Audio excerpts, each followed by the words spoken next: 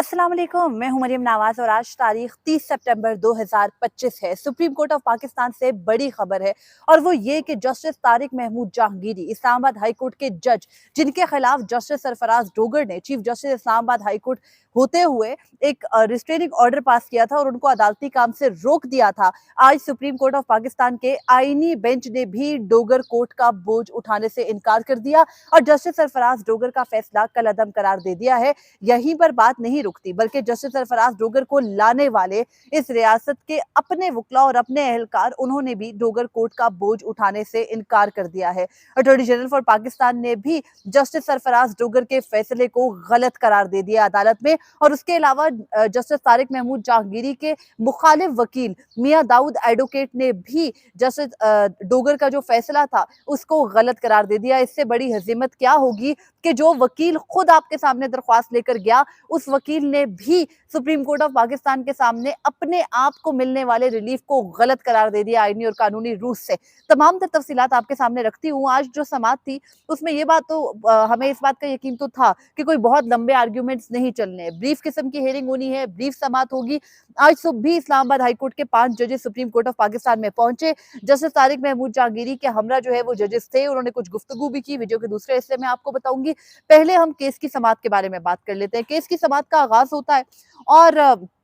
जो मियां दाऊद हैं वो वीडियो लिंक के जरिए पेश होते हैं लाहौर से, क्योंकि उनको आइडिया था। जाहिर बात है आज के उनको पेश होने की जरूरत इसलिए नहीं है क्योंकि इस केस के अंदर जो वो चाह रहे हैं जस्टिस जहांगीरी को फारिग कराना वो नहीं करा सकते। इसके लिए भी एक लंबा गेम प्लान है, वो क्या है वो भी मैं आपको आखिर में बताऊंगी। तो मियां दाऊद एडवोकेट वीडियो लिंक के जरिए थे तो जस्टिस जमाल मंदोखिल ने उन्हें मुखातिब करके कहा कि दाऊद साहब इतना इंपॉर्टेंट केस है और आप जो है वो लाहौर बैठे हैं, आपको यहाँ आना चाहिए था। तो मियां दाऊद एडवोकेट ने कोई अपनी तोजी बताई जो वीडियो लिंक की आवाज खराबी की वजह से अदालत में किसी को भी सुनाई नहीं दी। उसके बाद मुनीर मलिक जो कि जस्टिस तारिक महमूद जहांगीरी के वकील हैं, उन्होंने अपने दलाइल शुरू किए। उन्होंने कल का ऑर्डर पढ़ के आईनी बेंच का जो कल का हुक्मनामा जारी हुआ था उस पर एतराज करते हुए कहा कि मैंने ये बिल्कुल नहीं कहा था कि इस्लामाबाद हाई कोर्ट जो है वो को वारंटों के अंदर यानी आर्टिकल 199 के एक शिक के तहत किसी जज को काम से रोक सकती है या उन्होंने कहा कि मैंने ये नहीं कहा था कि को वारंटो मेंटेनेबल होती है। उन्होंने कहा कि मैंने मलिक असद केस जो कि सुप्रीम कोर्ट ऑफ पाकिस्तान का 1997 का ऑर्डर है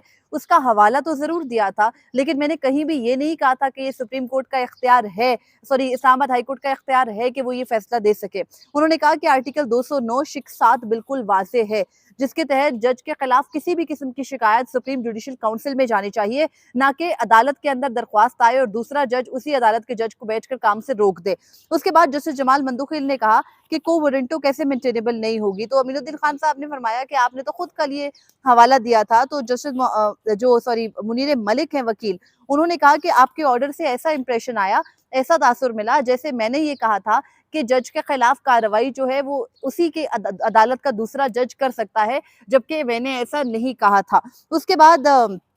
जस्टिस अमीनुद्दीन खान ने कहा कि मैंने तो सिर्फ मलिक असद केस को जो है वो दोबारा लिख दिया था ऑर्डर के अंदर। उसके बाद जस्टिस मोहम्मद अली मजहर ने कहा कि मौजूदा केस में जस्टिस जहांगीरी की डिग्री का मामला क्या है क्या नहीं, मेंटेनेबिलिटी पर हम नहीं जाएंगे, हम सिर्फ ये देख रहे हैं कि जस्टिस सरफराज डोगर का फैसला दुरुस्त है या नहीं। जस्टिस जमाल मंदोखिल ने कहा कि जज के खिलाफ शिकायत जो है वो आ सकती है सुप्रीम जुडिशल काउंसिल में और फिर सुप्रीम जुडिशल काउंसिल जो है वो आगे कुछ डिसाइड करती है। उसके अलावा जो मुनीर मलिक है उन्होंने कुछ मलिक असद केस के रेलिवेंट पैरास पढ़े। जस्टिस मोहम्मद अली मजहर ने कहा कि जो जजमेंट है वो ये कहती है कि को वारंटो यानी मलिक असद केस में वही जो कल वाली बहस थी कि जज के खिलाफ एक दरख्वास्त आ तो सकती है को वारंटो के तहत इस्लामाबाद हाई कोर्ट में या किसी भी हाई कोर्ट में, लेकिन वो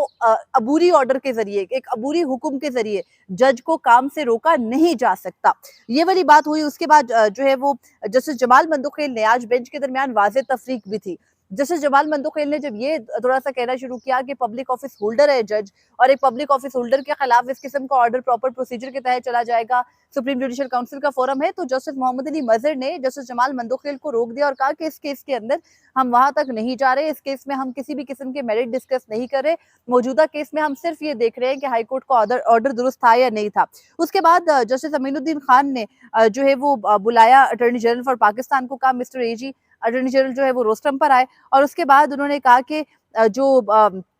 मलिक असद केस है, उसके अंदर ये वाज़ेह तौर पर लिखा है कि एक अबूरी हुक्म के ज़रिए जज को काम से रोका नहीं जा सकता। अब जब रियासत के अपने नुमाइंदे यानी अटॉर्नी जनरल फॉर पाकिस्तान ने ये कह दिया अदालत के सामने, तो उसके बाद मियां दाऊद एडवोकेट ने बात करने की कोशिश की। जब उनसे पूछा गया तो उन्होंने भी यही कहा कि जो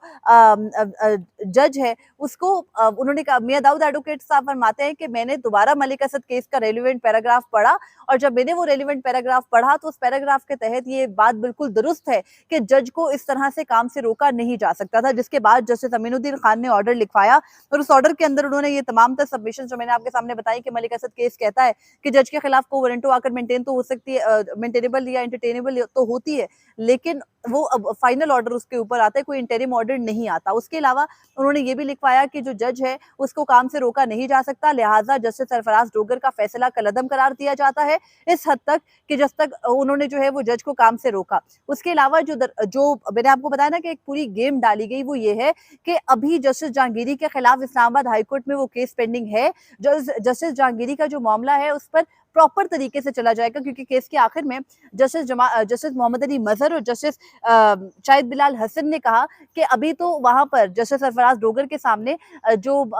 जस्टिस तारिक जहांगीरी का केस है उसमें एतराजात ही दूर नहीं हुए। तो जब एतराजात दूर नहीं हुए तो फिर उस पर ऑर्डर कैसे आ सकता है? तो अब मामला वापस से इस्लामाबाद हाईकोर्ट में गया है। इस्लामाबाद हाईकोर्ट का ऑर्डर उस हद तक कलअदम हो गया है जहां उन्होंने जस्टिस तारिक महमूद जहांगीरी को काम से रोका था। जस्टिस जहांगीरी आज जाकर अपनी अदालत में रूटीन के मुताबिक गुज़िश्ता रोज उनका रोस्टर जारी हुआ था, वो मुकदमात की समाअत करेंगे, यानी खुद मुकदमात फेस करने वाले जज साहब भी अपनी अदालत में बैठकर समाअत करेंगे। उसके अलावा बाकी जज साहिबान भी अब से कुछ देर पहले यानी तकरीबन 10:15 बजे सुप्रीम कोर्ट से रुखसत हो गए थे और वो जाकर 11 बजे अपनी अपनी कोर्ट्स करेंगे। तो यहाँ पर अब जो मामला है, आखिर में ये कहना जजेस बड़े माइन्यूटली चले और उन्होंने जस्टिस जहांगीरी के खिलाफ पूरी की पूरी जो ये कार्रवाई थी इसको खत्म करने के बजाय जो है वो यहाँ पर उसको अब वो इस्लामाबाद हाईकोर्ट की हद तक केस दोबारा खुलेगा, क्योंकि सुप्रीम कोर्ट ऑफ पाकिस्तान से ये डिक्लेरेशन आ गई है कि आप पहले एतराजात दूर करेंगे। एतराजात जो मियां दाऊद की पिटीशन पर इस्लामाबाद हाईकोर्ट में लगे हैं, उन एतराजात को दूर करने के बाद वहां पर मेरिट्स पर आर्ग्यूमेंट होंगे। मेरिट्स पर आर्ग्यूमेंट होने के बाद अगर जस्टिस सरफराज डोगर आखिर में फिर यही फैसला देते हैं, जो कि ऑलरेडी उनका माइंड प्री डिटर्मिन्ड है कि क्योंकि जस्टिस जहांगीरी के मामले में बड़ी संगीनी है, बड़ी ग्रेविटी है और बड़ी सेंसिटिविटी है यानी हसासियत है, तो वो तो ऑलरेडी ये समझते हैं जब वो दोबारा इस मुकदमे की समाअत करेंगे, अगर खुद ही बैठकर करेंगे तो वो दोबारा ये डिसाइड कर सकते हैं कि जस्टिस जहांगीरी को फिलहाल जब तक उनकी डिग्री का मामला तय नहीं हो जाता तब तक मुकदमात की समाअत नहीं करनी चाहिए। लेकिन आज यहाँ पर सब इतना अच्छा-अच्छा और हरा-हरा क्यों हो गया? बड़ा क्लियर है कि सुप्रीम जुडिशियल काउंसिल का इजलास जो है वो तलब कर रखा है चीफ जस्टिस ने 18 अक्टूबर को, और उसके अंदर जज के खिलाफ शिकायत का मामला आना है। जस्टिस जमाल मंदोकिल बार-बार इस बात की इंडिकेशन दे रहे थे और ज़ाहिर-सी बात है कि वहां पर जस्टिस जहांगीरी के खिलाफ जो शिकायत है उसको टेकअप होना है। अगर वहां से मामला टेकअप होता है तो प्रॉपर कोर्स के जरिए चल के जज को फारिग करेंगे। अभी सिंध हाई कोर्ट में भी जो है वो आज इस मुकदमे की समाअत थी, उससे मुतालिक भी जो अपडेट होगी वो आपके साथ शेयर करेंगे। लेकिन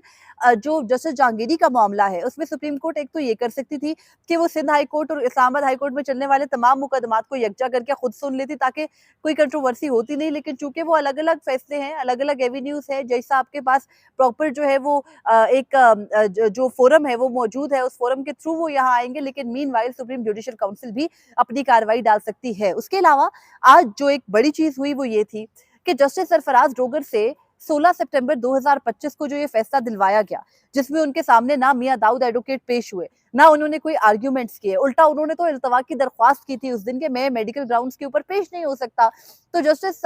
उस केस के दौरान जो जस्टिस सरफराज डोगर है वो बार बार ये बात कहते रहे कि मैं मेंटेनेबिलिटी पर डिसाइड कर रहा हूँ, दरख्वास्त काबिल समात है भी या नहीं, पहले इसको डिसाइड करूंगा तो फिर वहां पर जो बार काउंसिल से उनको कहा मैं सबको सुनूंगा। लेकिन फिर चैम्बर में जाकर एक फैसला जारी कर दिया और उस फैसले के अंदर जस्टिस जहांगीरी को काम से रोक दिया, और फैसला जारी होने से कबल ही वहां मौजूद कुछ लोगों को तो पता था, जो कि कुछ जो है वो बड़े ताकतवर शख्सियात है कि भाई ये तो आज जस्टिस जहांगीरी को काम से रोकना है। तो जस्टिस सरफराज डोगर से ये जो करवाया गया है,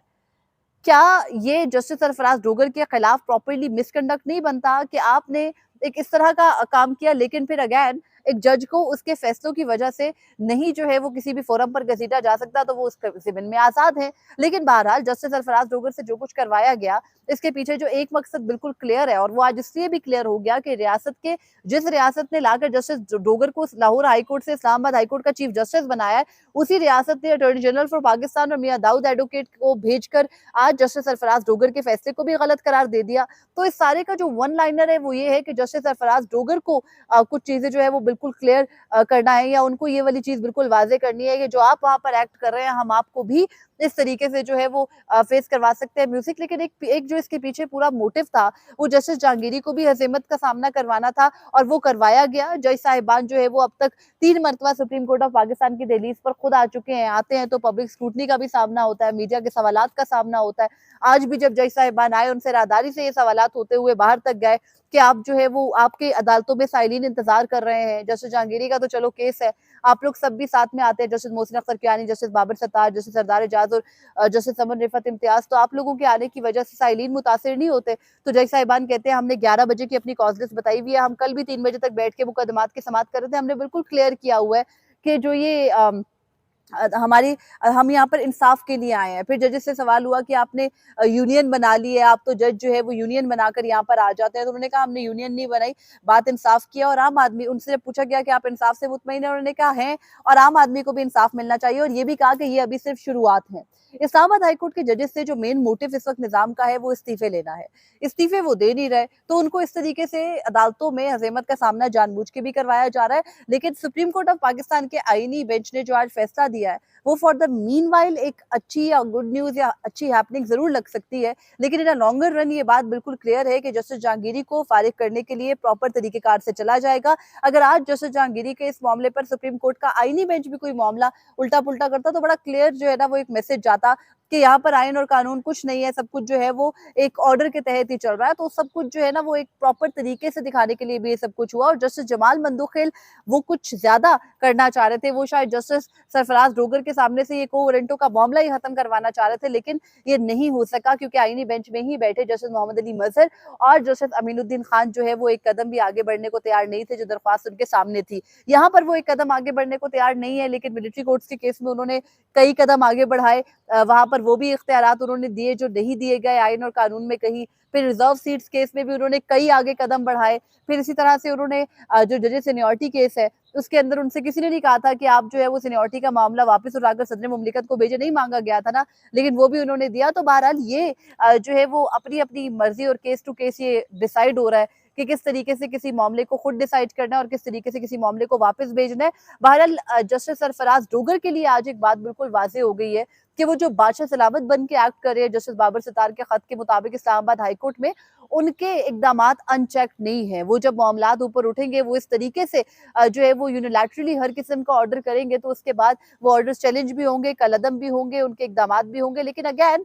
उनको प्रॉपरली लॉ भी पढ़ाया जा रहा है कि हजूर पहले आप एतराजात डिसाइड करें, उसके बाद आप समाअत के लिए इस दरख्वास्त को मुकर्रर करके सुने। तो अगर वो उनके लिए क्या मुश्किल है कि अगर वो अभी एतराजात के साथ जस्टिस जहांगीरी को काम से रोक सकते हैं, तो फिर वो एतराजात दूर करके भी उनको हतमी ऑर्डर में काम से रोक देंगे। लेकिन कुछ टाइम जो है वो जस्टिस जहांगीरी को मिला है, अक्टूबर शायद उनको 10-15 दिन देने का इरादा है अभी इनका, कि इन द मीनवाइल वो 10-15 दिन जज साहब गुजार लें। अब आज एक जो बड़ी ज्यादा कंट्रोवर्सी है वो ये भी बनेगी कि एक तरफ जस्टिस जहांगीरी की डिग्री का मामला उन्होंने सिंध हाईकोर्ट में चैलेंज कर रखा है, वो वहां पर टेकअप होगा। तो इस वक्त जो फैक्चुअल पोजीशन है जज साहब की वो ये है कि उनकी डिग्री कैंसिल्ड है, और वो एक कैंसिल्ड डिग्री के साथ जब बैठकर अपनी अदालत में समाअत करेंगे तो उनके ऊपर एक दफा फिर ट्रॉल्स छोड़े जाएंगे और फिर वो मामला जो है वो बाद में भी जेर बहस आएगा। लेकिन क्योंकि तरीकेकार गलत था जस्टिस सरफराज डोगर का, वो आज कल जो है वो उनका फैसला हो गया। और एक बात ये भी क्लियर होगी कि जस्टिस सरफराज डोगर का बोझ उठाने को ये रियासत भी गलत इकदामात पे नहीं है। उनसे वो कैसे करवाया गया, क्यों करवाया गया, उसके मकासद बिल्कुल वाजे हैं, अपना एक जोर दिखाने के लिए कराया गया। जस्टिस जहांगीरी को भी मैसेज देना था,